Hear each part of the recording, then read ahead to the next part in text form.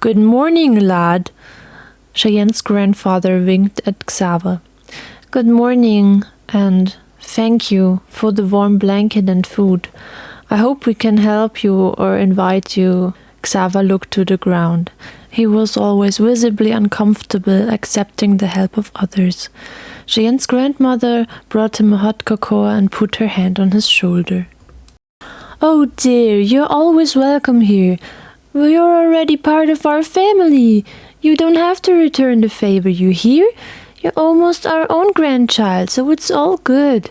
This doesn't have to be so uncomfortable for you. And now come and eat something. You have to grow big and strong to protect our little Cheyenne, don't you? Grandmother! Cheyenne and Xaver turned red in the face and avoided exchanging glances. The grandparents laughed and then they had breakfast. After they had satisfied their hunger and warmed up, it was time for what Cheyenne had been looking forward to for several days. A whole day of playing with Xaver, without having to help her grandparents or learn in books. She liked to help and learn, but of course she enjoys a whole day of free time even more.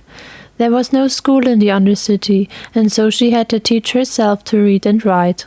She received a lot of help from her grandmother, who insisted that she learned, but most of the time she did it alone or with Xaver, so she would not be a burden to her grandmother even more. So the two children got up and thanked the old woman for the food. Cheyenne, do you really want to play outside? It's insanely cold.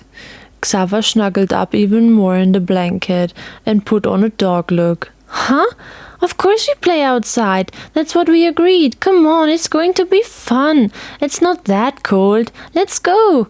Cheyenne ran to the door and put on her boots and coat. Come on, Xaver, let's go. She grinned and closed her eyes for a moment. The boy sighed and surrendered to his friend. He could not refuse her wish. Yes, I'm already on my way. With a wistful look, he put the warm blanket back on the sofa and also went to the door, where Cheyenne was already ready to leave. Ready? She smiled at him and he couldn't help but smile back. Yes, I'm here. The girl opened the door and ran out. Xaver went after her. Cheyenne, wait, you forgot your scarf! The girl's grandmother rushed to the door with a red scarf and called her back. Oh, that's right, there was something. Oops, hehe. Cheyenne ran back to the front door and picked up her scarf, which her grandmother gently wrapped around her neck. So, now you're ready, dear.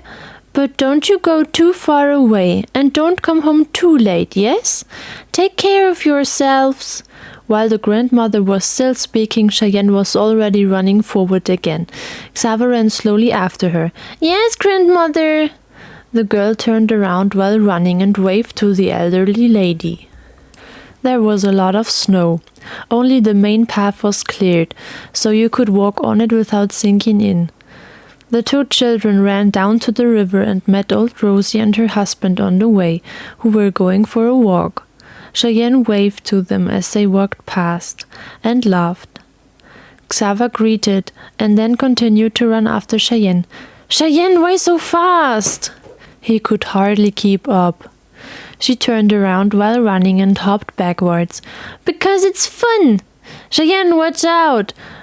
But it was too late to pay attention. Cheyenne left the path and jumped directly into the high snow. She sank in and fell on her back. Cheyenne, everything all right? Xaver approached her with a worried expression. The girl laughed and rejoiced at her fall. Again! That was funny! The boy had to smile and slapped his hand in front of his head. You... What kind of stuff do you do? Aren't you cold now? Nope, it's fine. Oh, I have an idea! Cheyenne began to move her arms and legs, making a snow angel. Come on, Xaver, make one too! Xaver, however, closed his eyes and confidently declined the offer. No. Unambitious answer, no. I'm already cold, so I don't lie down in the snow, you nut. Cheyenne laughed and slowly stood up. She made her way back to the main path where her friend was standing and looked at her artwork. Isn't it beautiful? Yes, totally. almost as beautiful as you. Xaver caught his breath and he put his hand over his mouth. His friend looked at him questioningly. Like what? Like your angel figure my mom has that you gifted her once. Ah, yes, that one. Thank you. Xaver exhaled in relief and scratched his head. Yes. The two walked on to the river, which was frozen. Hey, come on! We can ice skate on the river! Cheyenne was happy about her idea and ran down the small but steep slope to the riverbed. Cheyenne, wait! You're going to break in! Be reasonable! That's dangerous! Stop! Xaver tried to stop her but couldn't and rushed after her. Oh, nonsense! It's certainly cold enough. The river is certainly totally frozen. Don't be a scaredy cat. My goodness, this has nothing to do with fear. You will sink in. Stop! Ah! Xaver slipped and landed on his butt. Slowly he glided onto the frozen river and then sat rigidly on the ice. Oh, damned! Cheyenne paused for a moment, then laughed and continued to descend until she stood next to the stiff Xaver. You see? No need to panic, it's thick enough. Now get up and don't be a scaredy cat. With a mocking look, she stretched out her hand to him.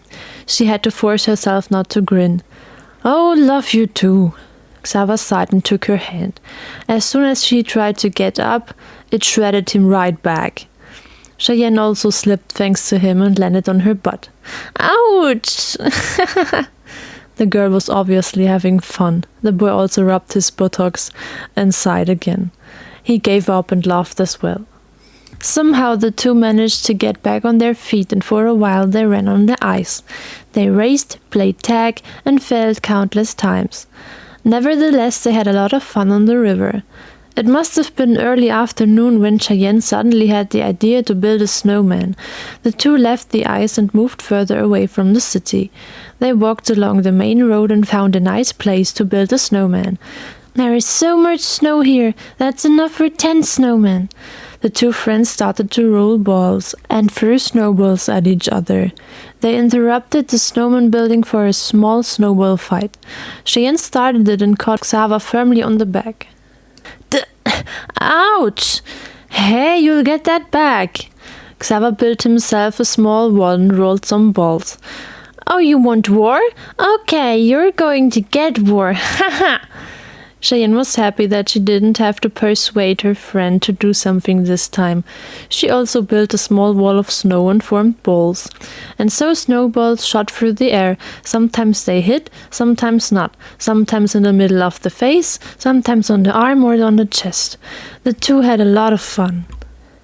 After a while, the two friends were out of breath and decided to pursue their actual plan. To build a snowman. Enough balls to roll around now. Xaver, who was slightly taller than Cheyenne, lifted the middle part to the bottom, and she then fixed the head on the ice blue sculpture made of snow. We don't have a carrot for the nose, and what do we take as eyes and buttons? The boy looked thoughtfully at the snowman. Yes, well, anyway, we'll just take stones, come! Cheyenne ran back to the main road and dug for stones. Xaver did the same, and soon they had collected enough for the snowman. The children went back to the building site and decorated their artwork with stones. The snowman could now smile, see something, and even got buttons for a jacket. With a high five, the two friends finished their work, and Cheyenne continued to run through the snow, Xaver after her.